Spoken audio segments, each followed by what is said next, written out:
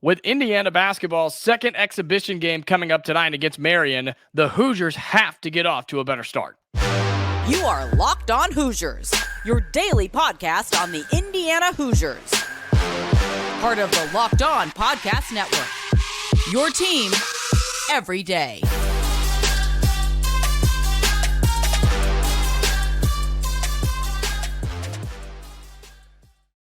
Welcome in. It is the Locked On Hoosiers podcast. I'm your host, Jacob Goins, and I appreciate you making Locked On Hoosiers your first listen each and every day, part of the Locked On Podcast Network, which is your team every day. Today's episode is brought to you by Game Time. Download the Game Time app, create an account, and use code LOCKEDONCOLLEGE for $20 off your first purchase. Well, Indiana basketball getting set for their second exhibition game against Marian tonight, coming off of their first exhibition against Indianapolis. And it's plain and simple. The Hoosiers have to get off to a faster, better start in the basketball game. And I know that it was the first exhibition of the season. And I know that it was just Indianapolis, a game that you ended up pulling away and winning by a significant amount. But Indiana cannot let this become a trend this season if they want it to be a success. Here's how Indiana started the game in the first half versus the second half, because there was a time where you look up in this first half and Indiana was losing, right? And this was a close game throughout the first half. And of course, Indiana began to pull away and had a much, much better second half. Hoosiers shot 48% from the game, okay? 48% from the floor. Indiana shot in their first exhibition game against Indianapolis. 30 of 62 from the field. Here are the first and second half splits and how we got to that 48%. In the first half, Indiana shot 10 of 31 for a whopping 32%. In the second half, Indiana shot 20 of 31 for 64%. You made 10 more shots on the same amount of attempts, and you doubled your shooting percentage from the first half to the second half. And of course, that averages out to become 48%.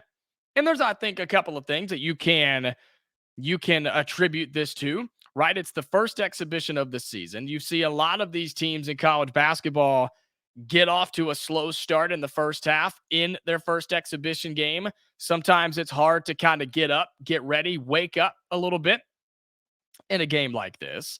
And I think that's totally understandable. But you can't let it become a trend. And I'm not saying it will, but Indiana has to nip this in the bud right now and not let this be a characteristic of this Indiana basketball team and of this upcoming basketball season. Shooting 32% in the first half, okay, but there was a point where you were shooting in the low 20s and in the teens, and you had to bring that up near the end of the first half.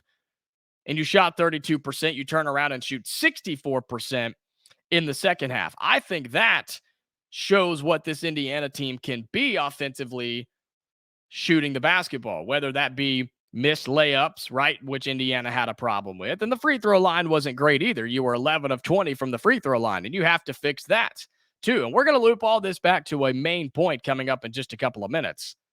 But you had missed layups, missed opportunities, easy shots, right? The Indiana was starting to make in the second half. And you also shot the free throw better in the second half. And again, I think a lot of this you can just say, well, first half of the first game that doesn't truly matter as an exhibition, right? You're playing somebody different for the first time. And I 100% agree. I do. I 100% agree that you can chalk most of this up to that. But let's say that Indiana comes out against Marian today and they do the same thing, right? What happens if they do this against Florida Gulf Coast? What happens if Indiana keeps doing this as you get into bigger games in non-conference play? You can't allow that to happen. And I think it's going to come with a couple of guys stepping up and being leaders on this team and maybe not even being a massive scoring threat all the time. I'm looking at a guy like Xavier Johnson, who had 9 total points in the first exhibition, But getting off to a faster start may be from somebody like him at that guard position to orchestrate the offense a little bit and get the offense into a flow, get them into a rhythm, and get this Indiana team comfortable in games where they may not be, or maybe they're uncomfortable when they start, right? And I look at big games like Kansas, like Auburn, like UConn, and then when you look into the Big Ten, you are going to have some games where you get off to slow starts. And you may see some freshman moments from Mackenzie and Mbako on the bad side, and that can get a team flustered. And that's how you get off to slow starts. It's how you get down by double digits early.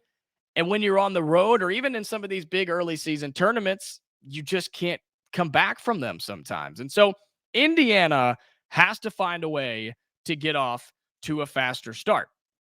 Because think about this. You're playing in the Big Ten, a conference that in basketball is going to have some really, really good offenses this year. But they pride themselves on the defensive end of the floor where they're cool. There's a lot of teams in this conference that are very okay with playing in the 50s and 60s. And if you're Indiana and you are down by 10 or 12 at the half, or you look up 10 minutes into the first half and you're already down double digits, you're playing really good defensive teams. And that's going to be hard to come back from. Luckily for the Hoosiers, you have a bench that's going to be deep that we've heard head coach Mike Woodson talk about that I think can help you in situations like this, where if somebody in the starting five, which we don't know who the solid starting five is going to be, but I do think what we saw in the first exhibition will probably be what we see in the second exhibition, which was Malik Renault, Mackenzie Mbako, Kalel Ware, Xavier Johnson, and Trey Galloway. If one of those guys is struggling, you have guys like CJ Gunn, you have guy like Gabe Cupps, and the combination of the Anthonys, right, with Leal and Walker.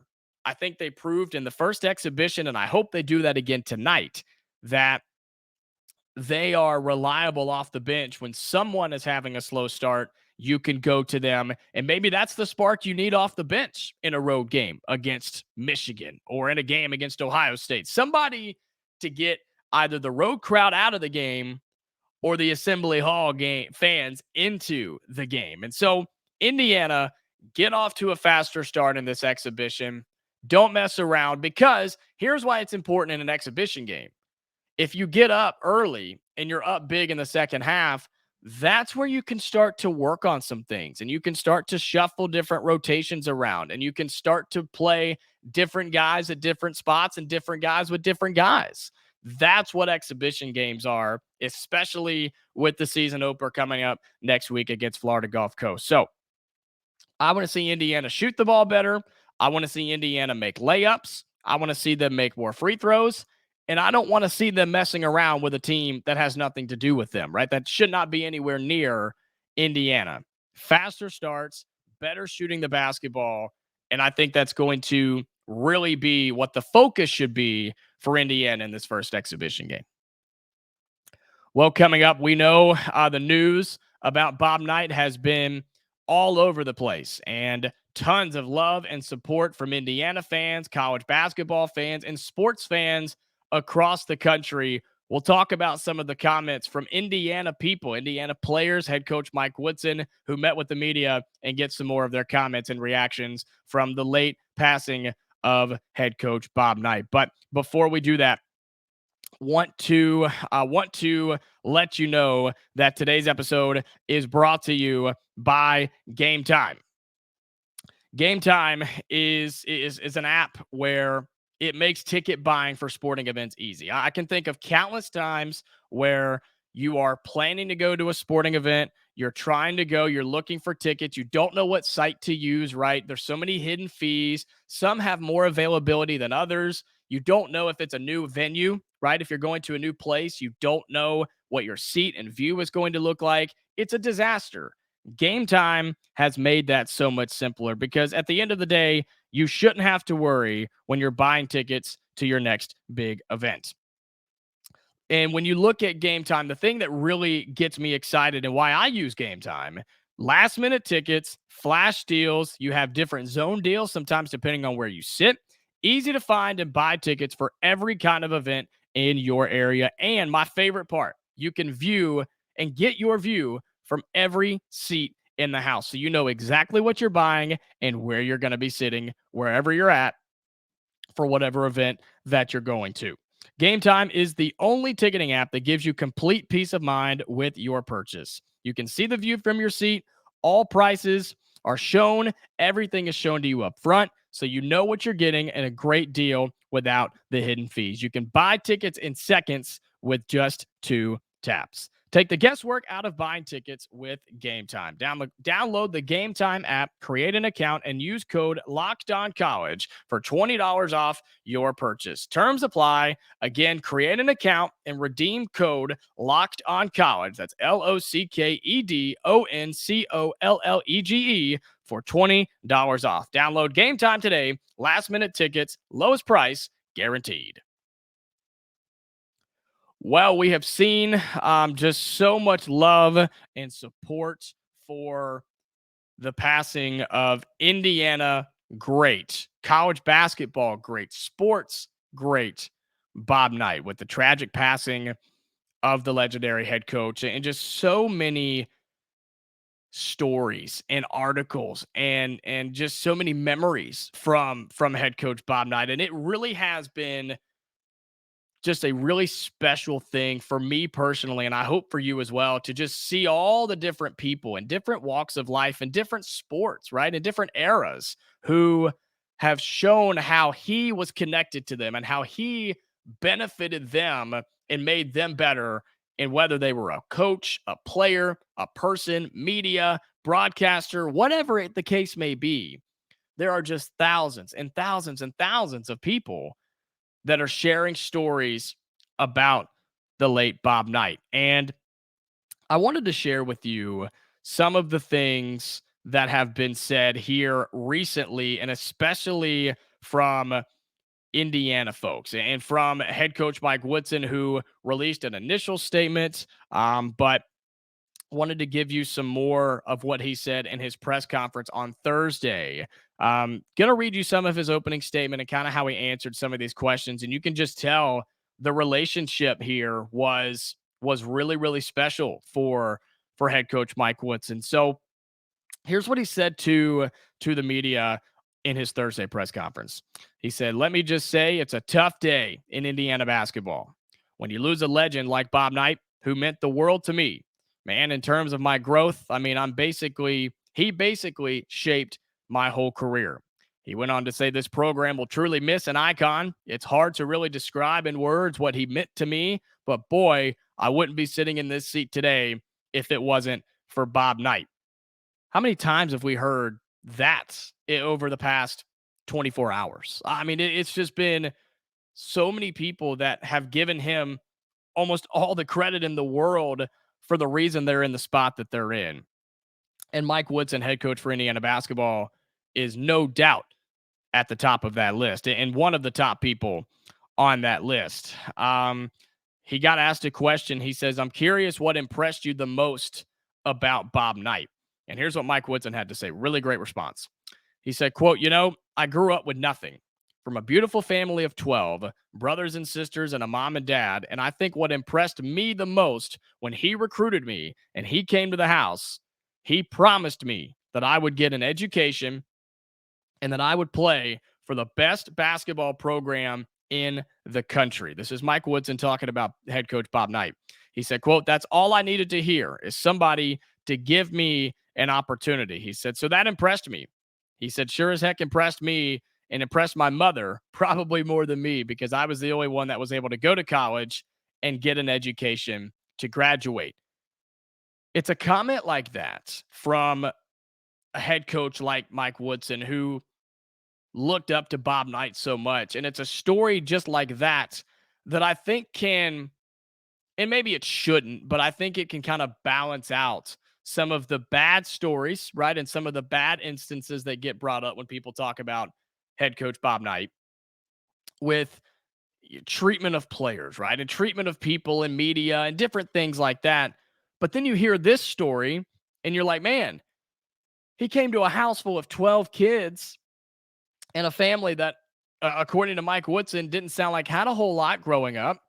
And not only did he promise him he was going to play basketball and he was going to play for the best university and the best program in the country for Indiana, but he was also going to get an education. And I think it's stories like this that remind you that he was a head coach and he was a human. And I think he really did care about the people in his life, especially the people in his program.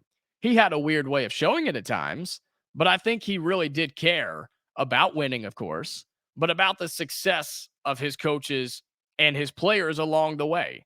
And I wanted to share that comment with you. And there's a lot more questions. You can go find the video. There's great articles that have transcribed what Mike Woodson had to say. But he had some really, really great things to say. And we talked about on yesterday's show how Coach K had things to say. We know the special relationship those two had, the mutual respect that we've seen from Purdue and Kentucky and just everybody across college basketball. And for me personally, I've really enjoyed seeing the different stories of media members, broadcasters, and reporters and journalists talk about covering head coach Bob Knight during his time at Indiana and how so many of them just loved covering him and his program because of the craziness that he was and the craziness that surrounded him and his Indiana basketball program, like the likes of Holly Rowe and Jay Bilas and Tim Brando, like big time broadcasters, commentators, reporters, writers, Dickie V, right, from ESPN. I mean, these guys that have covered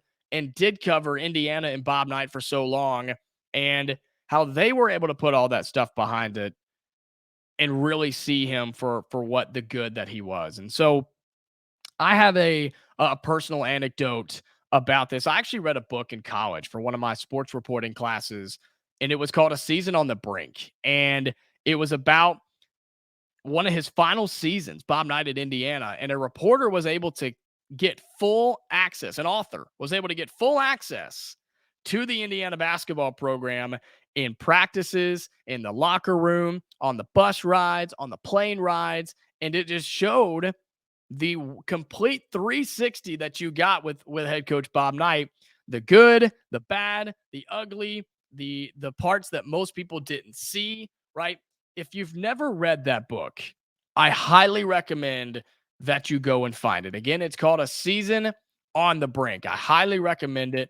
You really need to go and check it out. It's by John Feinstein, and it just it's a really, really good book, and it's about the 1986 season. Go read it. And if you want some inside stories on Bob Knight from somebody that was there the entire time during a season, back end and all, you got to go check it out. And it's just so sad to see that Bob Knight passed away.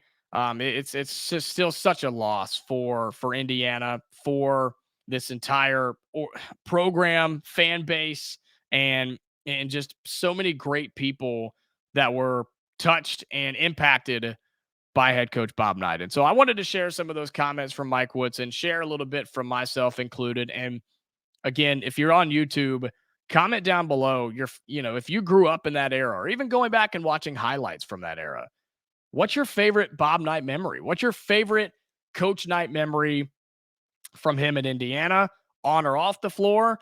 Maybe you have a memory before he was in Indiana or maybe a short time after Indiana. Let me know down below. I'm curious how are you feeling with all of this and maybe one of your favorite memories of head coach Bob Knight. But just continuing to see stories flood all over social media.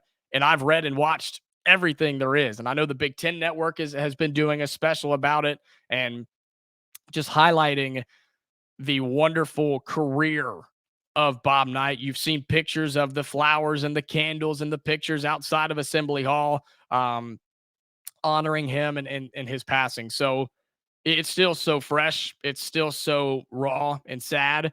And it's something that you're going to see carry on through this college basketball season. I'm really, really interested to see how Indiana as a team, as a program, how do they respond and kind of handle this throughout this 2023 season. You've seen the patches, I'm sure, that the teams are going to be wearing. I think that's a really special tribute. And I'm just curious, man. It's going to be tough to start for head coach Mike Woodson and this team, especially in the exhibition game on Friday and then the first game coming up early next week. So, Bob Knight, rest in peace. And it's just a guy that was so loved and had such a big impact on people, Indiana, in the game of college basketball. Coming up here on Locked On Hoosiers, Indiana in football taking on Wisconsin, hosting the Badgers in Bloomington. Is this the chance for Indiana to get a big win and turn the season around? We'll talk about that here in just a minute. Today's episode is brought to you by FanDuel. Prize Picks. I apologize. Today's episode is brought to you by Prize Picks. If you don't know what Prize Picks is the largest daily fantasy sports platform in North America. We are the easiest and most exciting way to play daily fantasy sports. It's just you against the numbers. Instead of battling thousands of other players, including pros and sharks, you pick more than or less than on 2 to 6 player stat projections and watch the winnings roll in. With the basketball season here, you can now pick combo projections across football and basketball from the Specials League on Prize Picks, a league created specifically for combo projections that includes 2 or more players from different sports or leagues. For example, LeBron James from the NBA and Travis Kelce from the NFL at a 10.5 combo of 3-pointers made and receptions. How cool is that? You can combine different stat lines from different sports and pair them together. That's nobody else is doing that. And if you want to play alongside some of Prize Picks' favorite players like rapper Meek Mill and comedian Andrew Schultz, you can now find the community plays under the promos tab on the app to view entries from some of the biggest names in Prize Picks communities each week.